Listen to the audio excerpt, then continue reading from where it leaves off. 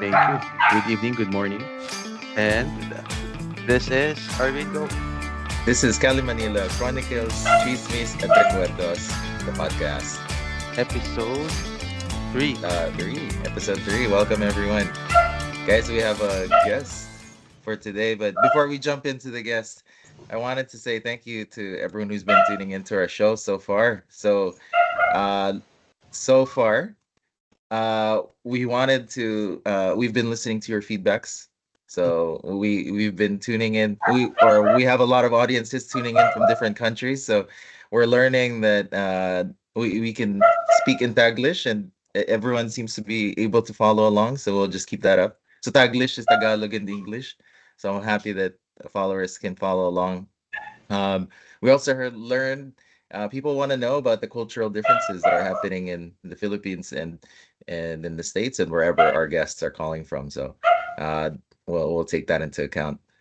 We're also making improvements to the show, so we have better sound, better lighting, and then we're working on backgrounds now, so we're getting better backgrounds too. So and then the last thing, we just hit over 100 streams for There our you three go. shows. So There you go. thank you guys. Appreciate you all for listening in. Glad that we have something engaging to talk about and that you guys keep tuning in. So shout out to our listeners and viewers from the US, Philippines, UK, Singapore, Finland, Australia, and UAE. So love it. Love it. We're Thank you everywhere, guys for bro. We're supporting. everywhere. Wow. Worldwide, Mr. It's Worldwide. worldwide. All right, let's go to our first portion, relevant chismis. Sean, what's happening in the Philippines right now? Well, I have two. I think relevant chismes first is uh, the airport was now under the public-private partnerships and is now handled by San Miguel Corporation. And now they're just having this media article where all of the abandoned cars they are calling out those owners to abandon their cars in the Mm, airports. So, but actually, when I'm trying to park myself in the airport, nakikita ko na sila. like, like in the past 10 years or maybe so, I've seen these cars that they flashing in the news article. So it's quite funny that when it's just acquired by a private firm, that's the only that's the only time they just mentioned, oh, for those owners, can you get mm-hmm, your cars here, or maybe we're just gonna, uh, you know, file some case, whatever. But they're just calling it out for the owners, and they'll be penalized as well. So that's one. Two is there is a second one probably is a very important one. It's one of my advocacies that I want to pursue moving forward in terms of data analytics. mm-hmm, This is the the fight against child abuse and I would say uh, the defense of the government in terms of child pornography. So mm. I know it's very very deep na Heavy, I know yeah, heavy, but very but important. it's good that they're making those moves. Like if you're trying to access any relating to websites or anything that is adult, it's already they already have this block. The government already blocked it. Mm-hmm, So they're already giving this task and duties responsibilities to different companies to make sure that it mm, was really blocked and it must be avoided for the children. So it's really good. And they're making these different channels of accessibility, like a hotline for child abuse.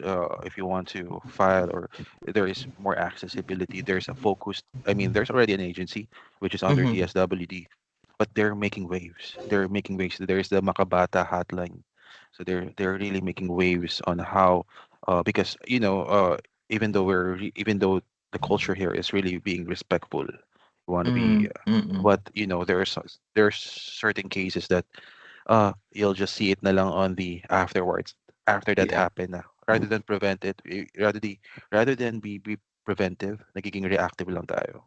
So Mm, now they're doing this initiative, and the government is also, I mean, certain agencies are now focused to it. So kudos to them. So now yeah. parang on my side, hopefully moving forward, I can give like certain data analytics, data science, moving forward, and how we can help, you know, have a long-term plan, have a long-term solution on how we can. But yeah, hindi ko pa like to push through yun, but hoping in the future we could do that. Wow. Wow. Big moves, but glad that changes are being done. That's very important. Saka, I think it's yeah, protections and then I like what you said about being proactive rather than reactive. I think that's what we're trying to spread in this podcast. We want to share the knowledge from different areas so that we can be more proactive ourselves. And then again, very excited to have our guest talk as well because the relevant chismes that I have is I love talking about Tesla and SpaceX. I don't know why, but lately they've been on the news. So on my end, they had the SpaceX showcased how they caught a rocket booster for the first Yeah. time, like a 23-story tall rocket booster. Um, they caught it back on like I don't know what it is. It's like a launch pad, and it Hmm? just like picks it up or like it catches it as it lands. Like crazy, dude. Uh, that's just impressive for me. And then yung Tesla Robotaxi. Like, I don't know if you guys saw that. I Like, saw that. Yeah. I feel like years ago uh that was just like things that you see in movies. You see in like year 2050 or year 3000, you have stuff like that. And we're here. So whether it's for the good or uh not sure yet. Yeah. But it's definitely coming. And for me, like I love seeing what's being done to improve transportation. Um in metropolitan cities, like especially here in LA. You commute ko usually it's about an hour to get to work. I'm sure that's nothing compared to what you guys have in the Philippines, your commutes to work. Um, but yeah, I think we could benefit from that. So whatever learning is from there, hopefully it gets to work in the cities that we live in. So Oh, yeah. Yeah. Well, I'm not sure if those robo taxis will be in Manila, but we'll see. some form of better transportation, right? I think it's the the the the goal or the dream is to have less cars that are single occupancy. If there's a way to have more occupancy in each cars, that's the way to go. Like my commute, I see people just one person in each car. It's so wasteful. So yeah, hoping that changes. But anyways, enough about the chismes. I think we've had enough news. I think our viewers are interested to learn more about our guest. So Sean, who is our guest today? Well, I would say it's my pleasure to introduce my childhood friend, one of my childhood best friends and my batchmate. Well, we've been on the same school from preschool to college. Uh, I would say that I mean, except high school. But even college, we're on the same school. He has always been a visionary, I would say, and his journey as an architect is nothing short of very inspiring. There's an ups and downs, but he completed his bachelor's of science in architecture at the University of Santo Tomas, Ghost. Uh, where also after college, he also ventured into diverse roles as an architect, 3D renderer, and production designer before establishing his own company, Archine Design Studio. And his pursuit of knowledge didn't stop there. Um, he went on to earn his master's degree in urban community and regional planning at the University of the Philippines, Diliman. Today, he continues to share his expertise and passion with future architects as an instructor, giving back to his alma mater, UST. Again, goes that. And I would like to introduce to Mark Angelico Santos. Palakpak naman Ay, diyan, palakpak naman diyan, palakpak Ah, naman diyan. welcome, welcome. Wala pa kaming sound effects pero yeah. okay lang. Wala pang audiences eh. Kami na lang ang hype man. Welcome, Wow. bro. Welcome. Thank Welcome you, to the thank you. podcast. So, yeah, it's been good naman. And maganda din naman na I really like how you guys included social events and like happenings in the talk as it gets people involved in. So yeah, it's this. I think this is gonna be an interesting talk, having different people in this podcast. Yes, well, we're really glad to have you here, Mark. So, for me, the last time I saw you was at least 20 years ago. So it's been a pleasure to see you here again. I think for our guests who are meeting you for the first time too, I'm very excited to learn what you have been through and what have you done since elementary school. So this podcast really has been a reconnection with old friends from elementary school. So let's start off with what's an early memory from St. Mary's that you remember of me and Sean, I guess. Well, in St. Mary's, I think the thing that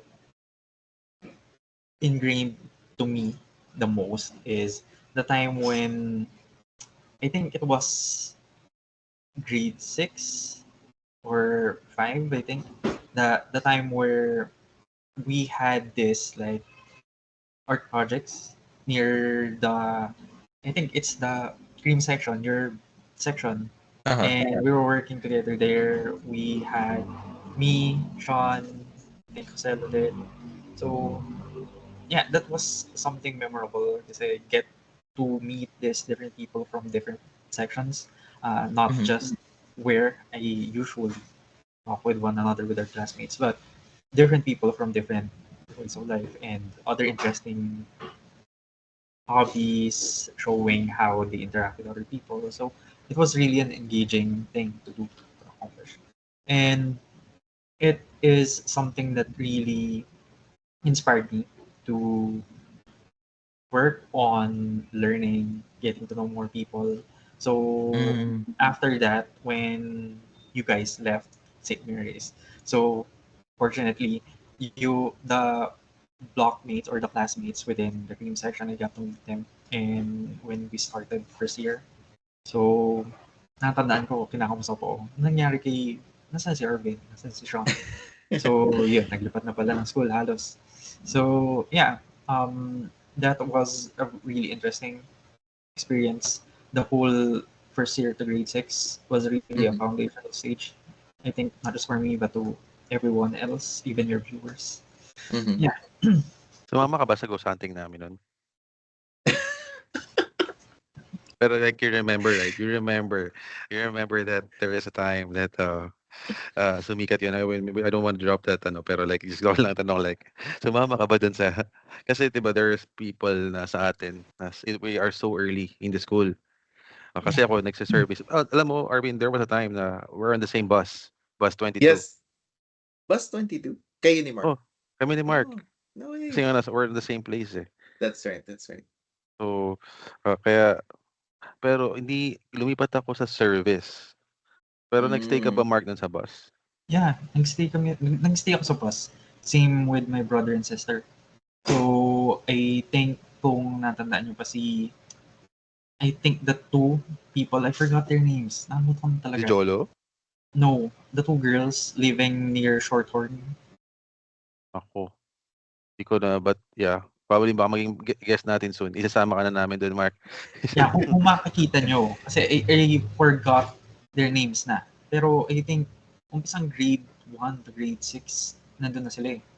I forgot their names. I Oh, think Leia was the one, and the other was letter B. Leia, is that Leia Rose? No, not Leia Rose.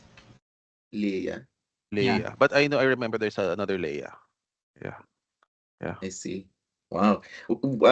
Bus 22. Where did you guys grow up? Just for our viewers, to know what area of Manila, Oh, we're in Philippines. Project 8. Project 8. Yeah. Project 8. I see. I see. And then, how did you guys find St. Mary's? Why did you guys choose St. Mary's? Or for you, Mark, why did you choose St. Mary's? Because we know Sean's story already. Well, I think it was on my mom's side. I think when I was in preschool, prep school, my lola Hmm. teaches in UST. So she wanted me to go to UST nun. Pero I think my mom saw St. Mary's, and I think my mom talked to Sean's mom and Lady's mom then. So at least Mm, nalaman na dun. So it was Yeah. a good school. Actually, So isa yun. yeah. Yeah. I see. I see. May isa pa actually. I think it's relatable din naman. I do know that our preschool teacher at the time, yung mga anak niya is coming from St. Mary's din. Like St. Mary's din dun sila Trixie, 'di ba, Mark? So, Yeah. uh, so parang dun na yung idea where recommended na siya. Parang like go ka na sa St. Mary's. Yeah, pati kasi si Sean, nai-invite yan to talk for our preschool, yung kindergarten, nursery school. So, Yeah. natandaan ko kinuha nila si Sean yung isang time to talk to the kids. Na, ito, Yeah. yeah, Mary's, alumni, yun. Yun. Wow. Inspiring always. It's more on well, I couldn't pass that if our preschool teacher invites us. She's been really, I Yes. think, part of the kasi at that time, I mean, Mark can chime in. Yung we're just a few, seven lang kami or six dun sa Yeah. preschool sa batch namin na yun. Mm-hmm. And because it's parang nasa loob, parang yung bahay niya ginawa niyang school. Mm, So I it's see. I so see. parang talagang tutok kami.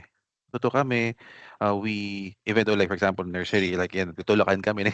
I mean Yeah. typical kids but dahil nakakausap niya kami Mm, dahil konti lang din siguro kami and there's no in that 2 or 3 or 4 hour school uh I think it's a good foundation na we are part of that school. I And she's see. really awesome. And I mean wala akong nakita dun na like ay marami akong natutunan dun sa school na yun. Even just the Oh, yeah. discipline itself. Teacher Carmen Gumban. Teacher Carmen. Of what school? What? Shout out Wala to. actually they already closed because she already Oh, I see. retired. She Got already it. retired. Scribblers Learning House. Wow. Shout out to Scribbler's Learning House. Thank you, Teacher Carmen. I think we keep going back to the teachers again. I think the education that we had and the teachers that we had were very formative in getting us to where we are. So, Mark, I wanted to go back to the project you were talking about. So, St. Mary's. What was that art project that we did? I don't even remember that. Ako, I remember it. I I don't remember it. remember the project. Ano yung project? Can you guys talk about it somewhere? Sige, si Sean, kasi I I think mean, we've got na din. what I know is we're already graduating at the time. Mhm. We're almost graduating. We're doing something for the and grade 6 tayo lahat nun. I think Mhm. na-amaze pa nga kami nun. Kami ni Mark Joselo at ni Anton. I think si Anton kasama din doon. And we're amazed kasi naggumagawa tayo ng art project inside Ola. Tapos lahat sila Inside. na like parang while we're doing something na nandun tayo sa loob ng section nila. Tapos pinapanood lang nila tayo. So ako parang What? na-amaze lang ako, kami gumagawa kami ito. Tapos Did we sunod not lang do kami. anything? Kami ba? Walang sa Hindi, crib kasama ka section? namin Wala. doon. We're doing something. Tayo as a group, all boys. Talaga? Yeah. Anong project? Hindi ko talaga matandaan. I can't remember Yun lang ang hindi ko what it na was. maalala kung ano talaga yung ginawa natin. But I know we've done something. Kasi alam ko inaasar pa tayo ni Argentine nun eh. Okay. Sounds good. Baka si Argentine naalala niya. So, But Argentine, yeah. what I really know, Arvin, alam ko tayo, Yes. support lang tayo dun. It's Okay. their creative minds. Mark, Anton, and Joselo did the whole, alam mo, kukulayan ko lang ba to, Mark? Oo, ayan, kukulayan ko lang ba? Parang Oh, ganun. Pero I Di mo think na. yun lang na ako kasi, I mean, I'm not that creative, but I know that yung mga kasama ko talaga doon are very, very creative. Kasi I see. they can do magic. Mark, Joselo, and Anton. I see. I see. And do you guys remember who the teacher was that led the art activity? Yun ang, I can't remember that. Hindi na din. Okay. Siguro we could Anyways, ask Mark. formative enough. Yeah. Yeah, Oh, we could Mark, do ask you Mark remember? Mm. yung like wala naman tayo like sino yung mga like nagbigay sa ng inspiration, imprinted you something na na the teachers that you could shout out them. For me, Grade 1 or grade 6. grade 1, grade 6. Siguro, for grade 1, Yun na hindi ko maalala eh. Umpisang grade 1 hanggang I think 5. Ang pinaka natandaan ko is nangyari in grade 6. Kasi it was a time din na naging first time ata na naging magkaklase kami ni Miguel. Yeah, So, I know both that. of Yeah. us in one section. I think that was the time na parang yung iba naming kaklase din, nakala na kambal since sabay. Yeah. So, same Mm. goes, pupunta ng high school, ganun din yung tingin for us. So, Mark, ang mga natatandaan ko ng time na yun is nahilig kami yung section namin with Magic the Gathering, a card Yeah. game. mm, So, I remember na we used to play up in the next floor above us. It mhm, was a parang a dead zone. So it's just like empty rooms with chairs in the area. mm. So we go there every lunchtime to play.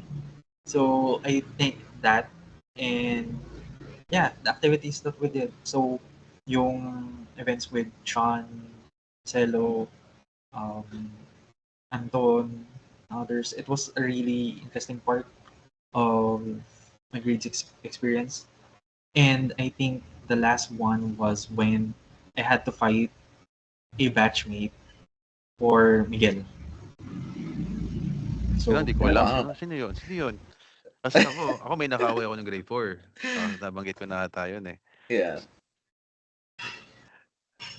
N- No names, No walang names, no names, names. walang names si Mark. Ano No, na, no, no name. anonymity.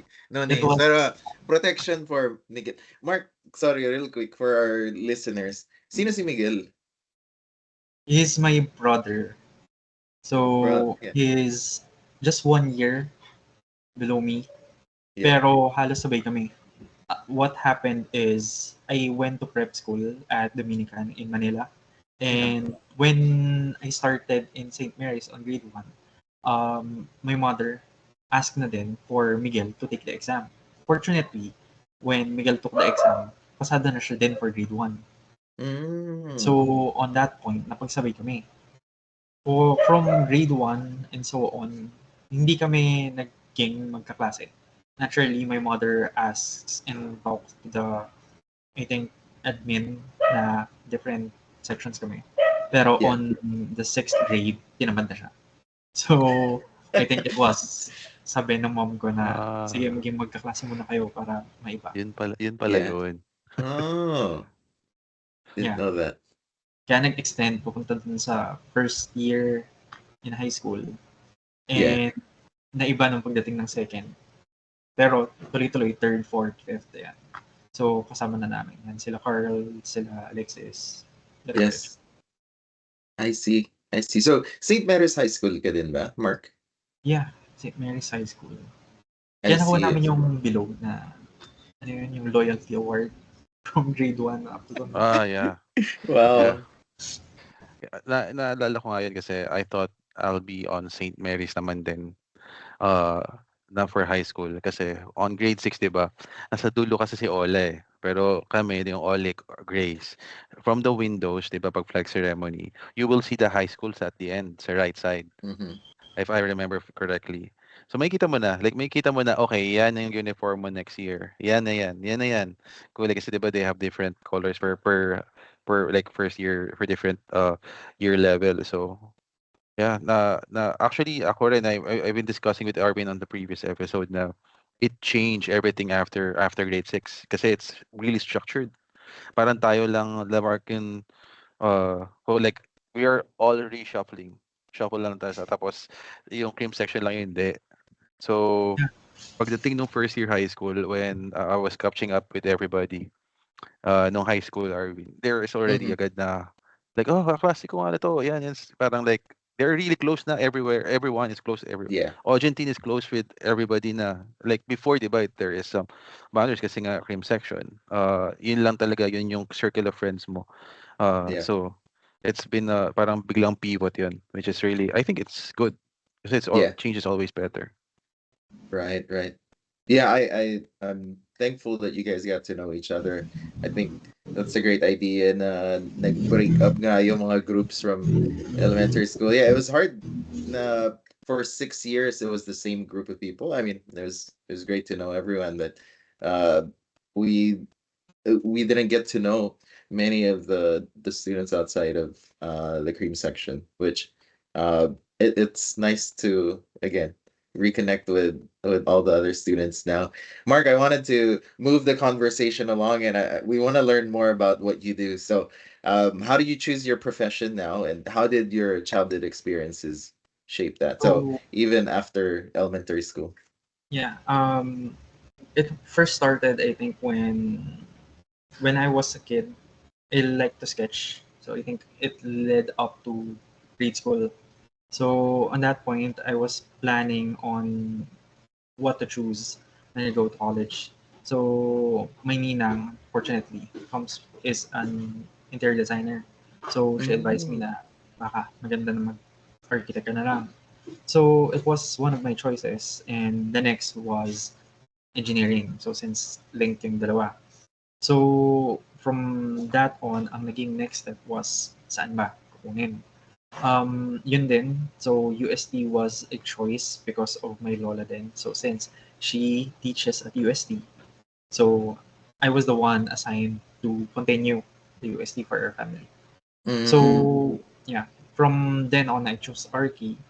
And at the start of it, it was really different from just like sketching stuff nung bata ako to doing these things na people from other schools, like, ang nakita kong disparity from, hindi ko naman sasabihin na parang mahina tayo for other schools. Pero, um, special schools like, I think, Don Bosco had special classes pertaining to architecture and engineering.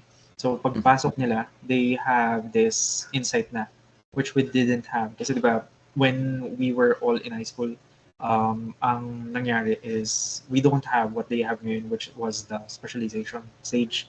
So the STEM Mm. part. So ngayon kasi they can choose ano ba yung focus mo, and from there on, tuturo na yung mga kailangan mo as you go on to college. So yeah, I think that really made the mark papunta sa journey ko to choosing UST architecture. I see. I see. Yun, nakikita ko pa nga siya, eh, do'n, eh, naglalakad dun sa building. Sabi ko, "Iba talaga si Mark." Ako, lang ako, takbo-takbo lang ako. Pero like, I'm really proud of him kasi he's been discussing it ever since, eh, I would say. Yeah. Nabanggit niya yun time to time that that it's part of the plan and nasunod yun. But I know that hindi siya yung first choice mo 'no, is it? Or gusto mo tinry mo ba mag-UP? Yes, ang target sana nga was UP.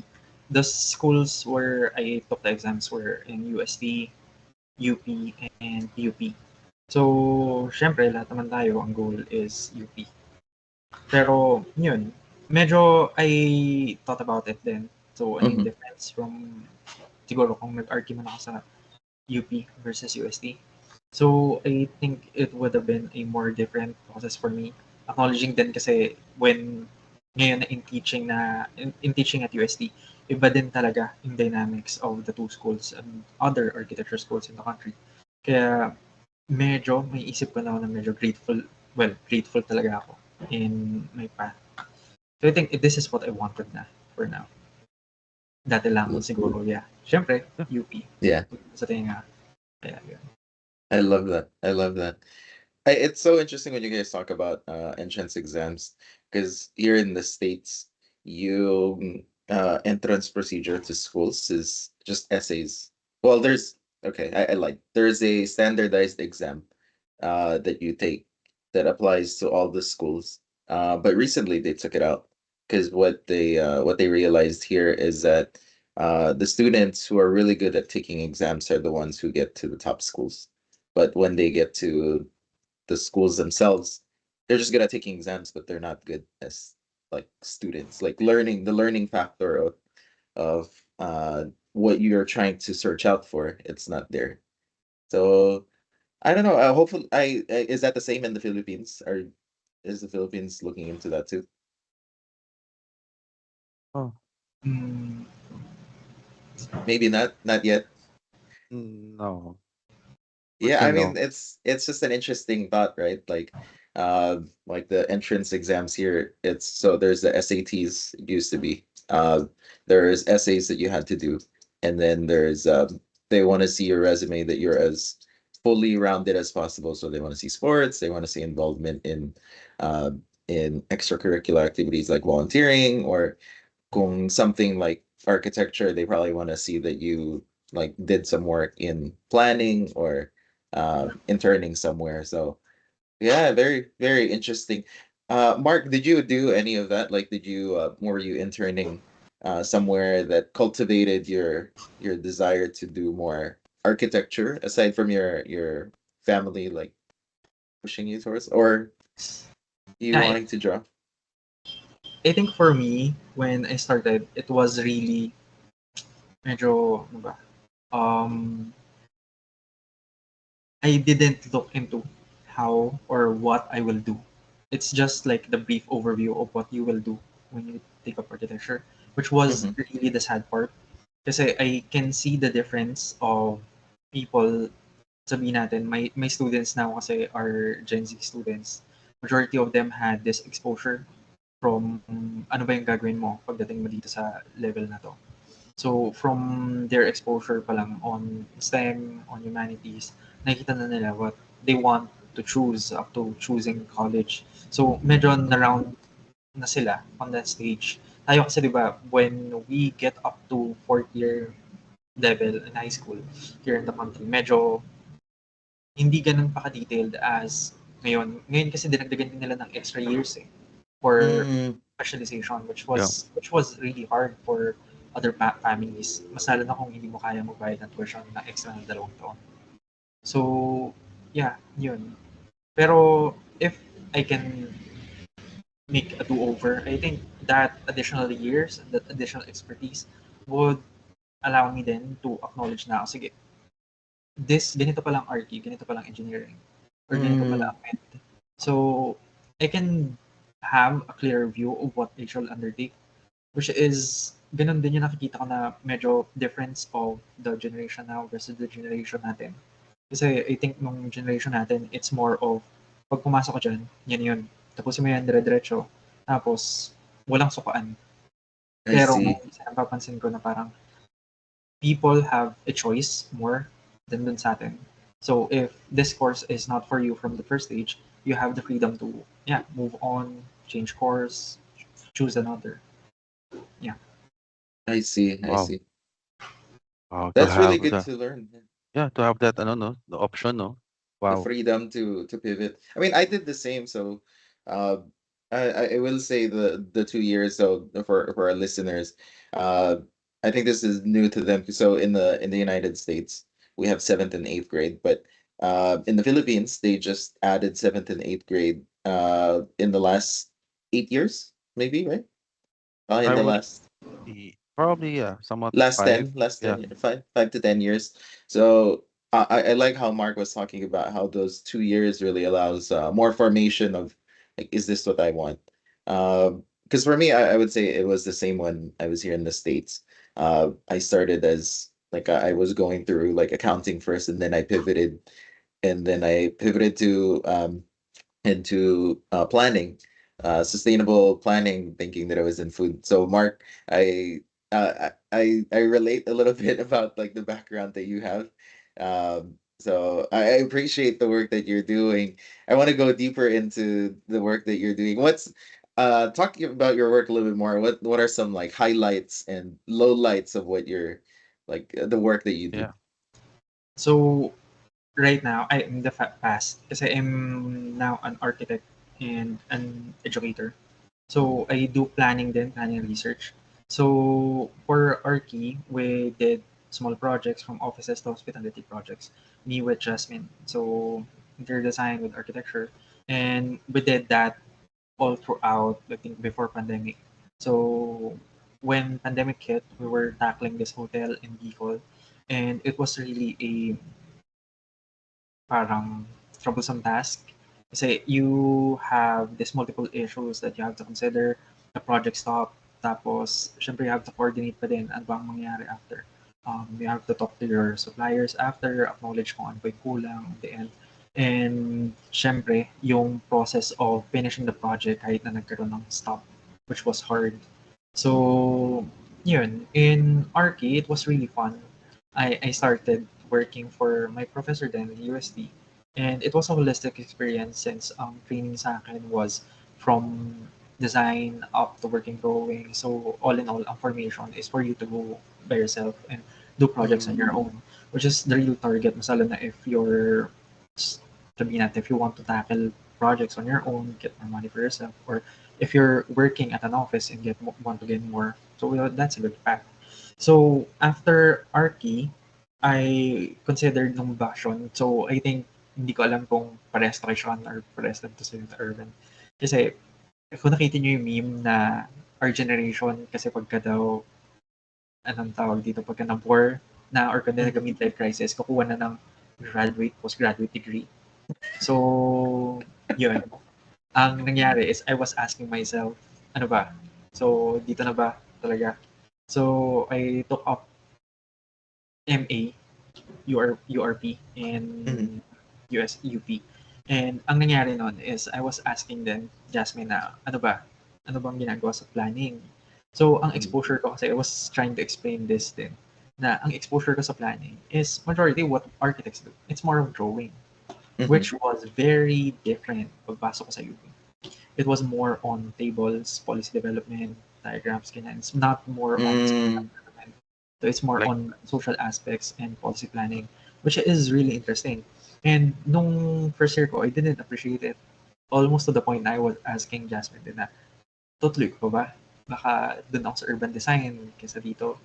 Pero as the years went by, got to me na point na ganito palang impact. Ganito pala yung development in a community na pwede mong gawin in planning, na it's not just the structure itself, Mhm. but the whole combination of people, the environment, to other sectors, which was really interesting. And then, after noon, doon ko na rin naisip na, oh, nagma-masters na ako. I think I messaged Sean din na, oh, iniisip mo ba na magturo sa UST? So, I was planning to since yung lola ko Mhm. went there na. So I started in 2021. It's my I think a ano ba, third year. third year So na. yeah, third year na in UST. And ayun nga yung in-explain ko sa inyo was kanina on background on students was what I experienced with my students. So it's really different yung generation natin from the generation now. And I'm trying to understand din on my end ko na sige, changing times, ganyan. Pero it's really ang term nga ni Jasmine is I think hindi siya katulad ng iniisip ng iba. Kasi iniisip ng iba syempre for younger generation, it's more of ang term nila is arte. In terms na syempre they want something better for them rather than pursuing kung ano na talaga yung norms, which is what we did. So, Mhm. natandaan ko on my time in USDRT, it was more on, sige, yung prof ko, bibigyan kayo ng gagawin, yan lang yun. So, it went like that, so on and so forth. Minsan may mga push-ins ng lecture, pero hindi ganun kadami. Masala na when it comes to design. Pero ngayon, it's a more involved teaching environment, acknowledging what the students need in terms of lectures. So, ganun. So, much more detail-oriented na. Yun yung napansin ko. Kasi on my time, bala kayo. Yun. Siguro, yung pagiging vocal nila added to what the future of our children will have, which is really good. Kasi sila na yung naging formation stage, tayong sige, titiisin ko na lang yung nangyayari sa mga magulang ko. So, yun. It was really an interesting process from starting out as an archi to planner to ngayon educator din. And yun, medyo I'm trying to pursue na din. Medyo na, dahil sa master's namin ni Sean din in UP, kasi training is more on, oh, sige, research directed, ganyan. So, it really got to me to a point na parang, oh, sige, what can I do in UST that can change communities? Yun. Yeah. So, medyo ang daming nangyari mga nakaraang taon. Lalo na umpisang nag-pandemic up to now. So that's how I got into RT, to planning, and to teaching in UST. And I would say I would like to add na architecture in USD is I think one of the center of excellence. They are really good at it. Ayan yung ano, kaya nga idol ko si Mark talaga kasi it's one of the I think it's really difficult to pass it. Maraming umiiyak diyan. Maraming umiiyak diyan.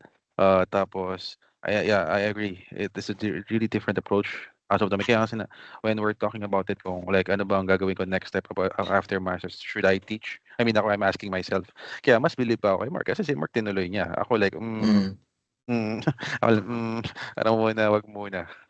But yeah, I'm also planning to, but I would say I think it's the perfect time. I think Mark found his perfect time to teach.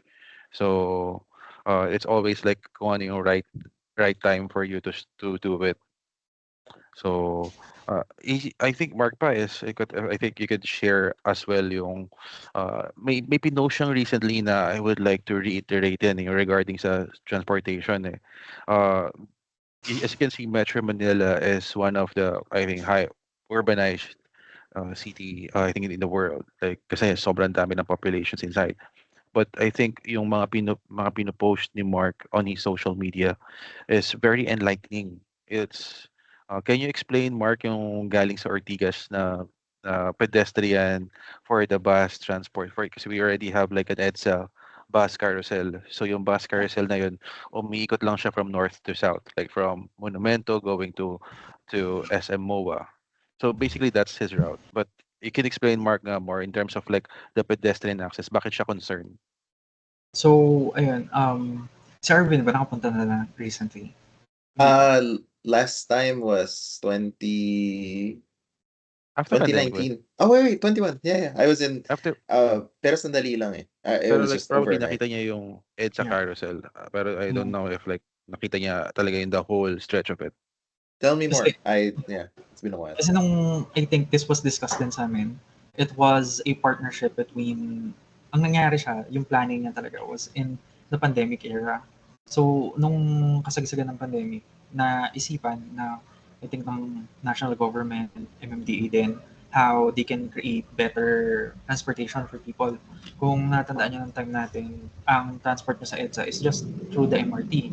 And kung matatandaan nyo din, nung nasa Philippines ka din, Arvin, it's Mhm. majority ng mga dadaan na bus along EDSA is sama-sama yan. Provincial, city bus, tapos tumitigil lang yun sa gilid. Ang nangyayari, kung mapansin, matatandaan nyo dating Cubao, it was a huge bottleneck since madami yung mga bus dyan na provincial galing dun sa mga areas. Tapos, Yes. dun sila lahat ang makuha din kasama ng mga city bus ng mga pasahero, which is really an issue. So, what I think Sweden ata yung naging partner was to propose to move all the buses to the central lane. So, rather than all the buses staying on the outer lane, pinunta na sila sa gitna. Tapos ngayon, it's been a straight through path. So, ang nangyari, it was really a good choice. Kasi since sabihin natin, ang ano ngayon, it's a carousel is from Monumento up to PATX na, so in Paranaque. So, if you're planning ngayon to go to, sabihin natin, Baguio, or sabihin natin somewhere dito sa South, like Laguna, Cavite, ganyan. When you end up in PATX, meron kagad sakayan doon. So, you can just Mm. go down there, ride another bus, go to your next destination. It was really a good strategy.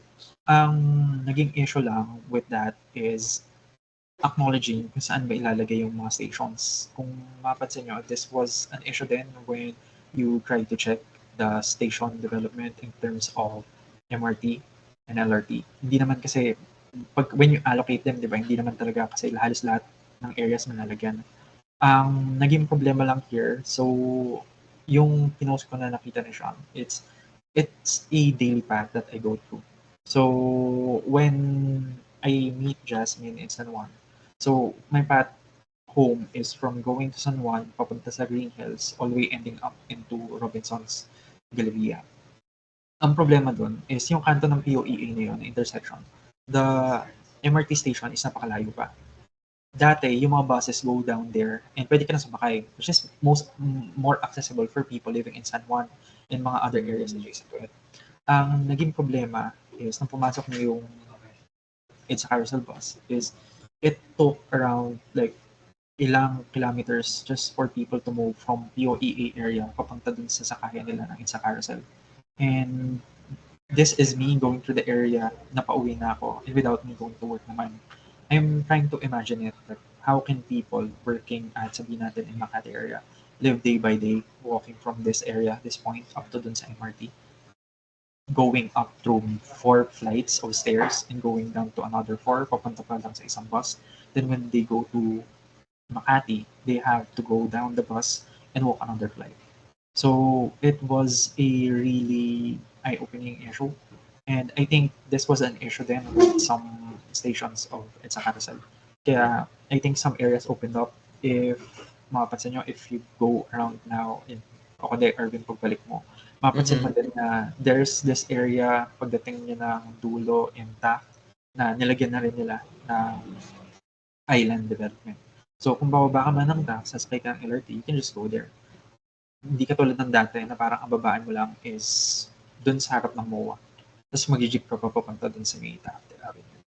So, yeah, EDSA Carousel was really a good move.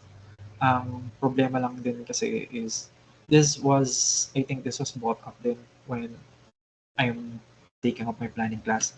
Kasi we create this multiple plans and proposals. So, knowing Sean and Arvin then when you're into planning, Sean's into data analytics, we push out this information for people to understand and we kailangan gawin.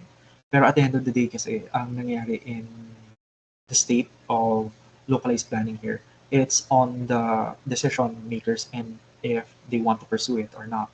So, Mm-hmm. you just put out this information na, sige, this is the best choice. This is something that we need, the local development. And ano bang kailangan na kumigilad para mas mapuntahan nila or mas ma-access nila mga different areas.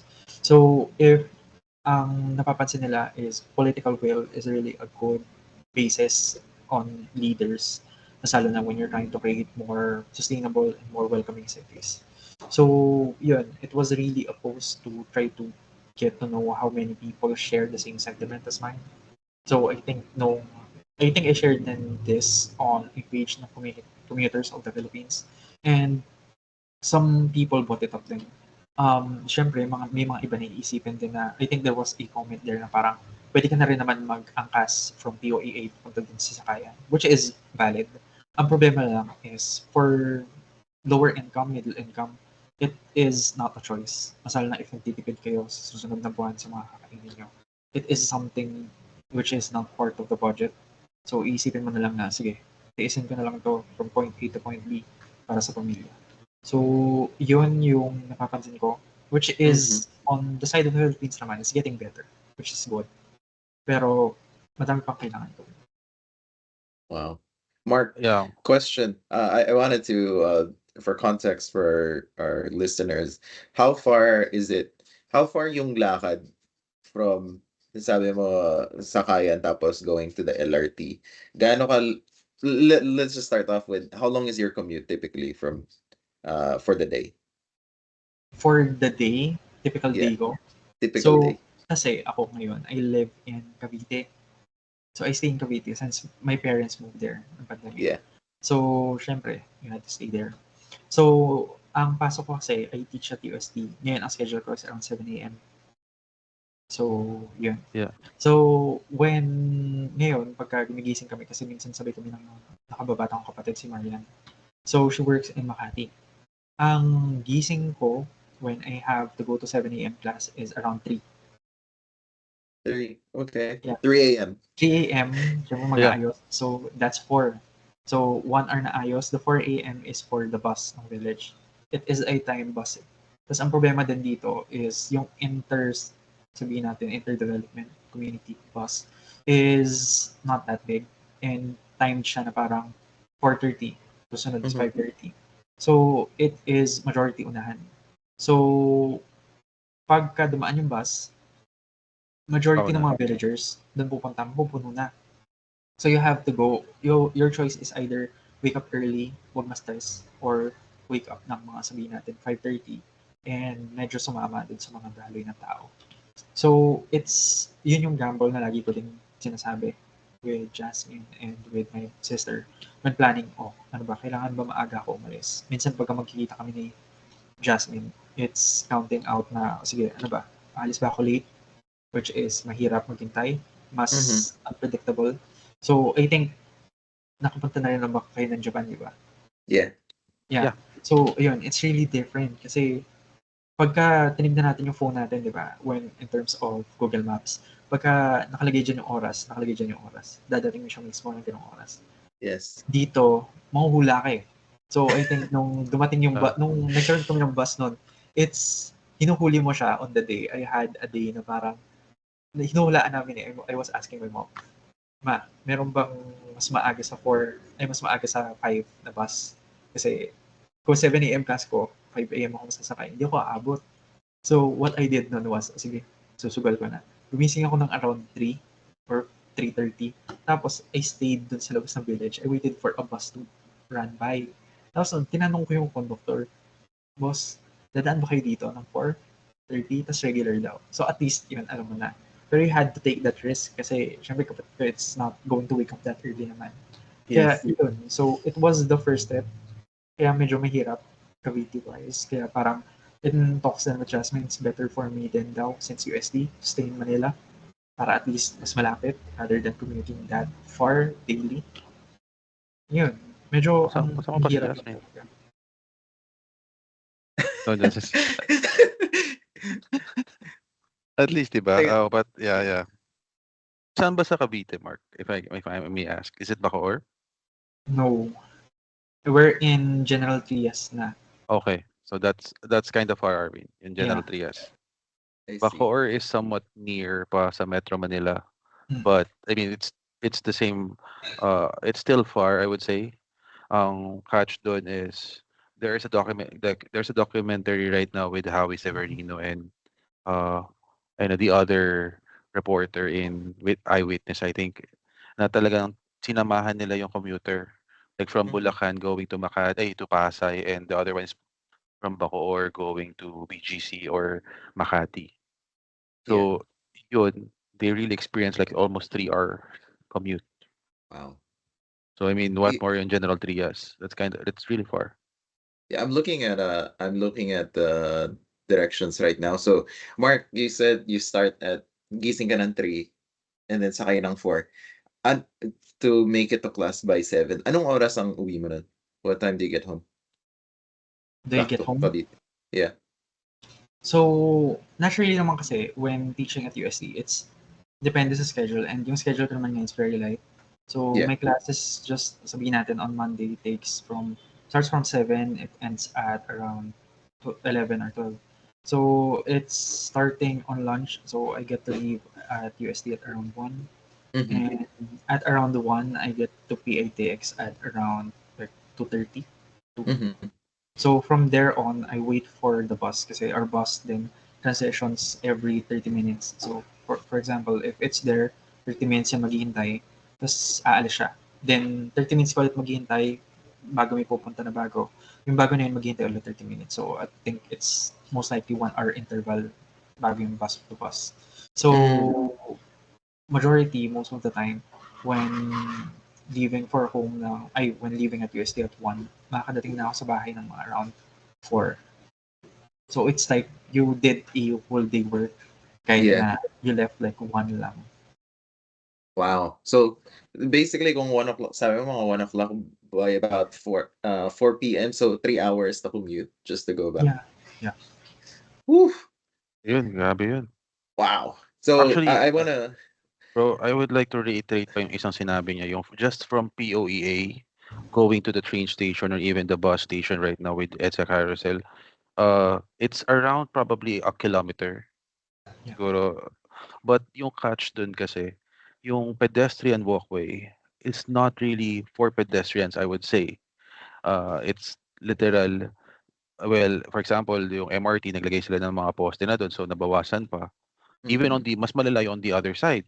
Kasi may Yeah. malls na, tapos meron dun na very trending na photo kasi nga yung uh, yung naka yung stairs from the side ADB, nasakupan niya na Yeah. yung pedestrian walk. So pag naglalakad yung iba, gumaganon, nagka-side pa.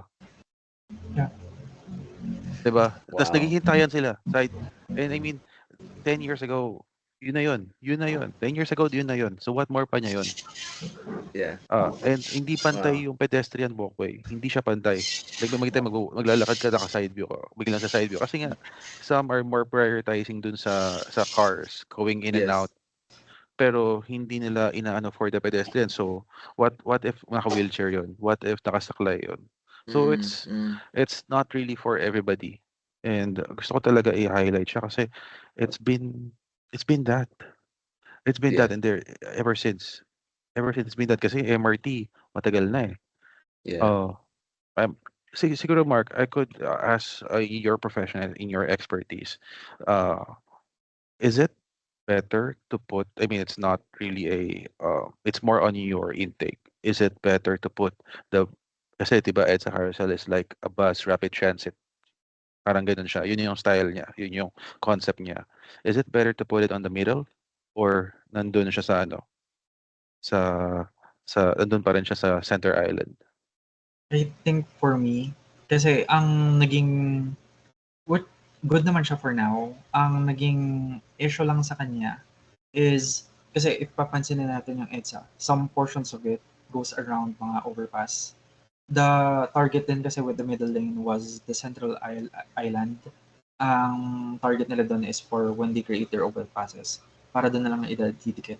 So majority, most of the time, hindi na sila mag-iisip pa ng other areas that could complicate the other street networks. Ang naging problema lang dito is, yun nga, areas such as the overpass in Robinson's Galleria has no space for that, which leads to those issues. So Mm-mm. another then for this is if papansinin niyo yung sa may North Avenue naman.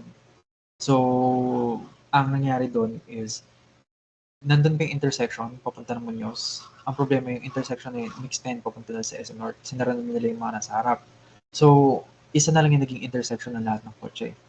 Ang naging problema pa doon, doon sa intersection na yun, doon din dadaan yung bus lane. So, the bus lane has a separate na parang stoplight and people, the cars passing by, would have to stop based dun sa kung panahon na ng mga bus umalis. So, it creates this bottleneck for cars na parang sabihin natin, papunta ka pa lang ng Muñoz area, nakikita mo na yung daling traffic, Yeah. which is Yung really a huge issue. Masala lang yeah, pupunta kayo ng Project 8 yeah. sa other parts. Yun. Yung rush hour grabe. Grabe yung from Muñoz. I mean, doon from SM North going to Monumento kasi parang meron silang U-turn na may stoplight, parang gano'n. Yeah, yun nga. Tapos, Oh. I mean, di pa disiplinado yung uh, my fellow Filipino drivers. So, minsan nasa bus lane pa sila. So, Yeah. but isa pang tanong ko inyo, is it better to have walkways below the train stations? Parang dun sa parang may nakita kasi ako sa Thailand na yun ang ginawa nila para like if gusto mo maglakad na lang like from MOA to SM North, may may walkway na yun dire-diretso. Yeah, I think there was a plan nung nakaraan. I think, hindi ko nga alam eh, ang dami kasing plan ng MMDA na medyo dissolve. Same goes to dun sa sinasabi nyo na yung katabi dun sa Robinson's Galleria na nagsisiksikan yung mga tao. There was kung ma-search nyo rin after this talk, is naggumawa yung MMDA ng plan and proposal for that, which is hindi natuloy. Another then was parang the bikeable city na tinatarget nila na parang ang proposal is how can we make from point A to point B bikeable in terms of it na parang it's a good nga na target kasi this daan na ng tao under train lines could be used by bikers din going from one point to Mm, another kesa na lang di ba I tried biking from Project 8 papunta ng SM Galleria ay ng Robinson's Galleria. It was really stressful, masalo na pagdadaan ka sa EDSA. So swerte na lang kasi pandemic season pa noon, so wala yeah. masyadong kotse, it's just people on their bikes. Pero it was really an issue kasi, di ba, the roads going to another and hindi talaga siya bike friendly. Kasi ang nipis lang nung bibigay sa'yo Yeah. na space. So, yun. It that is a good idea. So, ang target din kasi is make cities more walkable in terms of people access. Ang kung mapapansin niyo din, di ba, dun sa Japan, it's more enjoyable to walk from one point to another kahit na super layo. Mhm, Kasi mhm. it's really accessible for people. Unlike here na parang changes in elevation pa lang ng kalye, biglang may poste dyan, dadaanan mo, may mga potholes or whatever na Yeah, ganyan. It's not really an interesting walk then for people to go through from day to day. yeah. Actually, that's really true. When they are starting to build the subway, which is it's still ongoing, merong nearest stations from our house, which is the Tandang Sora station sa subway. Ngayon, sabi ko, if you're coming from that station, uh, yung malapit lang naman kasi yun sa bahay, pero yung maglalakad ka from the house going to the station, grabe, parang like, parang kulang na lang maglakad ka sa daan. Kasi wala nang pedestrian eh. Mm, Tapos minsan magpa-park pa yung sasakyan dun sa pedestrian. So maglalakad ka talaga sa daan. yeah. So it's kind of parang like yeah, it's good. You're doing stations. You're doing some uh public transport programs, but yung pedestrian is very important. I think in Maginhawa there's may ginawa dun yung Quezon City government. Before it's parang it's a stretch na lang, parang you can cross from one street to another street. Ang ginawa nilang public park na yun, na walkway. So dati you have to turn around. You have to go around to go to the other street. Yun, ginawa nilang you can access through public place na siya. So ginawa nila parang binili na nila yung properties na naghaharang doon. Parang gano'n. Mm, Pero I hope gano'n yung mangyayari moving forward uh, on some of the cities and even QC. I mean, laki na QC, but I mean, hopefully gano'n. Should be parks ba must parang dapat dumami ba yung mga parks, Mark? Like parks and kasi I mean BGC is BGC because it's private, it's controlled. But uh, is it visible as well for the whole Metro Manila to be that same, almost the same as that? Or kasi ang problema ngayon talaga in Manila is the lack of space. In a recent study na I did kasi I was trying to gather data from Quezon City, majority ng mga open spaces nila, yung mga areas na wala pang built structures are mostly privately owned lots. So mm, open lots na merong may-ari, hindi lang ginagamit pa yung lupa ngayon. So if makikita nyo din, kasi there are some available maps, mas lalo na sa mga open green spaces ng Quezon City. So, onti lang din, kahit sa iba pang mga cities natin, like sabihin natin Pasig, San Juan, yan, onti na lang ang natitira natin green spaces, which is really sad. Compared to BGC, ang naging problema nga kasi is for BGC and the other mga business districts natin, katulad na lang dyan sa ginagawa sa ang tawag dito yung malapit sa Manila, ay sa Quezon City, Pertis. Yeah, yeah. So, Pertis it's North. really a planned out na community. So, dito yung mga open parks. There's a really good ratio of open space to built environments, which is around Mm, integrated sa mga existing cities natin. Kasi di ba, ang nangyayari kasi is urban sprawl eh. Like parang from bahay to bahay, dikit, dikit, dikit, dikit, kalye, kalye, yeah. kalye. So, ang naging issue din yan when we were trying to discuss Pasig City's accessibility in terms of road, na parang from the loss of space, paano mo iisipin na mag-road extend kung wala na? Kaya daw, ang naging solusyon, ang pinakamurang solusyon to lessen the cars is yung ginagawa ng MMDA, which is the number coding scheme. Yun yung pinakamura na alternative to just doing the road widening. So, Mm, to our parks, kasi majority niyan is privately owned. Kung hindi papasok and magsi-step in si local government, walang mangyayari kasi bebenta lang yung private sa mga iba pang mga business owners kasi Yeah. de-develop nila. Pero in the case of QC naman, they're pushing forward green alternatives and green mga codes and solutions that can help increase yung mga park developments na ganyan, yung mga other focuses, which is really good. Ang pinakamagaganda din ngayon are provincial cities. Kasi makita dyan yung mga, since new and emerging, madami mga development ng mga parks and mga ganyan, mga recreational centers that really introduce social aspects in the mm, cities. I think Iloilo is one. Parang meron silang ginawa. ginawa. I think Iloilo is one of the top cities right now. Parang meron silang ginawa on pwede ka maglakad from the shore. Parang gano'n yung I forgot the term pero like Is it emerald necklace yung usual na term? Ganun ba yung ginagawa? So, uh, emerald necklace yung term nila for if you're building anything above like rivers or hindi around naman above rivers. It's more on like parang before it's roads ata. You can the correct me roads Mark if going to. parang roads, additional roads yun but ginawa nilang walk path na siya Mm, for para siyang dito sa Manila. Parang nire-rehabilitate nila ulit yung Intramuros side, Binondo I side. see. Tapos from the Manila City Hall. So parang may Yeah. I forgot Esplanade ba yung tawag doon? Mm. Esplanade May ata yung parang tawag. boardwalk nila na Yeah. So I you can see. really walk talagang you again 'di ba minsan yung feeling na you really want to walk there, parang much better to walk rather than to ride a car or drove it. Yeah. So parang ganun yung pinu-push nila. The other thing is isa rin siguro is it still possible, Mark, na to push? I mean, it's very technical na maybe an engineer could answer this. Pero can the yung poste, yung linya ng kasi I know it's different factors. Is it still possible to ilagay sa ilalim yan? Yun. I had this talk din kasi si Miguel siya sa Globe siya. So, Okay. Mhm. we were talking about it kasi majority of the posts na nakikita niyo outside, some of those are electric and majority of those are telecom.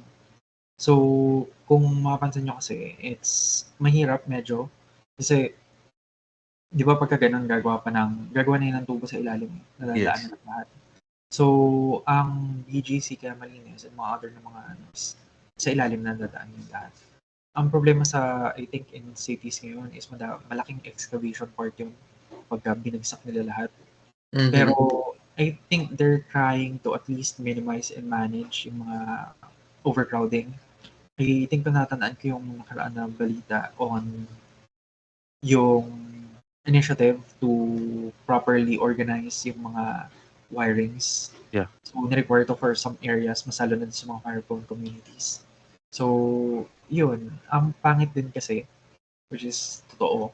Pero ang problema is nagiging fire hazard sa sobrang dami ng mga tangled wires. Mas lalo na Yeah. pagka mga, sabihin natin, low-income sectors ng mga community. So, makikita nyo dyan, sobrang daming mga electrical adapters, tapos parang lahat ng linya, Yeah. Yeah. cross-cutting Yeah. to one another. Na may jumper pa.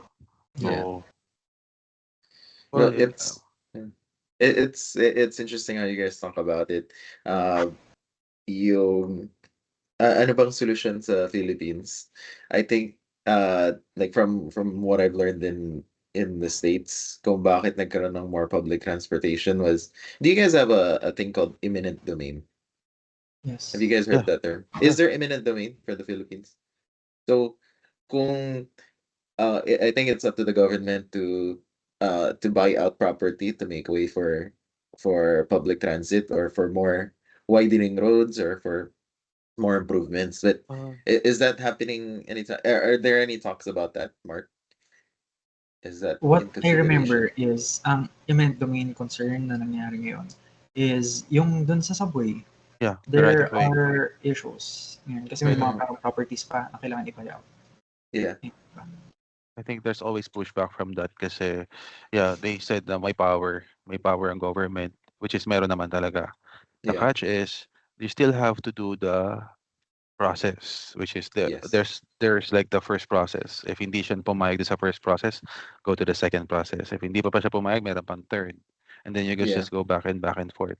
The which is I think right now they're doing right now is before pa masimulan yung project, dapat na ready na yun.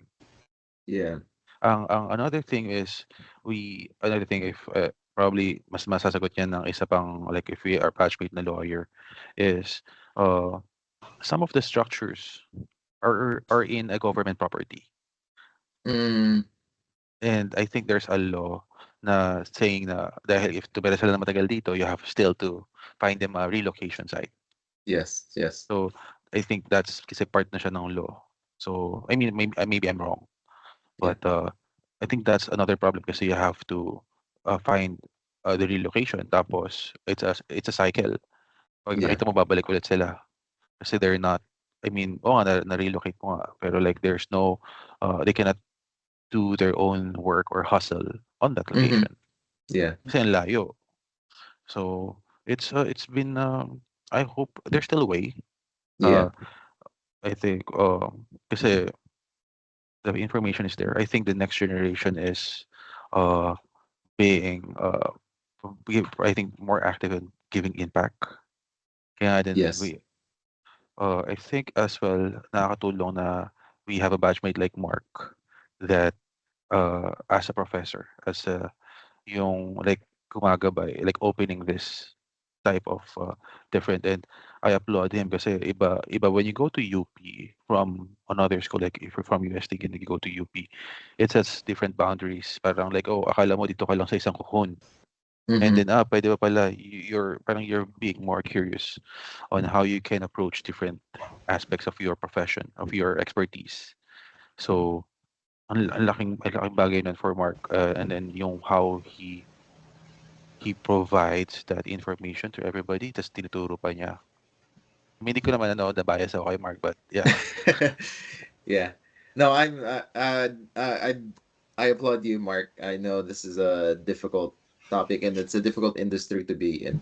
Pero yung passion mo to make changes and to broaden the minds of your students. I'm excited for what's to come. I'm sure that things will change. I think just the fact that we're talking about it and that there's a desire to do more. I think it starts from there, diba? The desire to understand more, and then hopefully ma-inspire yung iba. So I think this is the purpose of the podcast too. Hopefully our listeners. So we're a little over we're over an hour a while ago already, but I wanted to do some final remarks. Mark, how can we help improve this industry so that our listeners can do their part in doing something good as well? So on my end, what I think majority of this is it's a really interesting social dynamic that people can voice out their issues on certain parts, which is really good. Mas lalo na if you push out and acknowledge these issues and put it forward to people that can create solutions to these problems. I see this through like sabihin natin your day-to-day analysis, sabihin natin, we're taking up research on certain parts. Every person, every comment, every voice is acknowledged kasi every part of the community matters. Mm-hmm. Kahit sobrang liit pa niyan, pero yung issue niya is nararamdaman niya, kahit maliit na tao yan, majority of the population feels that way din.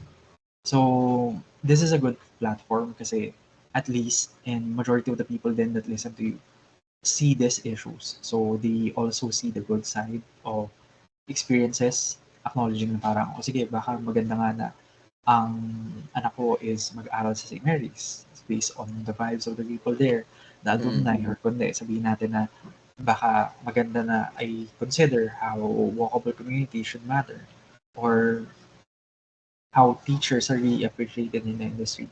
So I think the more deeper the targeted parang topics per session is, and the more interesting the topics are, the more people can be engaged in the activities, which is really the key. Kasi that's Yeah. what I see then on my students. Majority is if you push in the enthusiasm for them to acknowledge na, sige, itong isang bagay na to is something that I should focus on and dapat ko Mm-hmm. seryosohin. Doon sila parang doon nila ma-appreciate na this really matters and I should acknowledge what this is and push forward things that can improve the lives of the people being supplied by this project or to just see how far can I take it. So it's really a Yes. good idea. Yes. I love that, Mark. Thank you for sharing all about your experiences again. So cool to hear from you. So cool to catch up and Uh, then hear and about all probably, the great bro, works. Yeah. we're gonna have another episode with him. Yes, absolutely. I think you have so much good things to say. We'll have to find more topics for you to talk Yes, about, but yes. uh, the future is bright. And so, Mark, one last thing: how can our listeners or viewers reach you? Or do you have a social media, or do they have to apply to UST Uh, to take a class yeah, with you? yeah. So yeah, I'm Mark Angelico Santos on Facebook. But if you have other concerns for sabihin natin in architectural speaking, you may message us at Arvin Design Studios. But if you have sabihin natin academic concerns, my UST email is at mcsantos@ust.edu.ph. Wow, may ganun na. Yes, nag-supply na sila from my Hmm. Wow. ang pangit ng email ko actually, kaya nga it's good na binigay ito. Kasi yung personal email ko, nagkamali ako ng spelling ng Santos with letter B for N. And Oh, nag-stick N. So, yun yung email. And I was talking to my doctor noon. Sabi niya sa akin, mabuti bibigyan ka na ng UST ng bagong email. So, yun. but it's now corrected. Now, okay ka na sa email mo. Okay, okay ka na dun sa current email mo ngayon. Okay na ako kaysa dun Okay na. sa May Mark. tatawag tayo sa UST niyan. Joke. Yeah. Yes. Well, thank you guys. Thank you for another great conversation. Mark, greatly Yeah. appreciate you for joining us on the podcast today. Thank And you. so we're going to close this out. Sean, you want to close this out? Yeah. So thank you everyone and see you again on the next episode of Cali Cali Manila, Manila Chronicles. the, Chismes entre cuentos. the podcast. Yo. See you next See ya. time.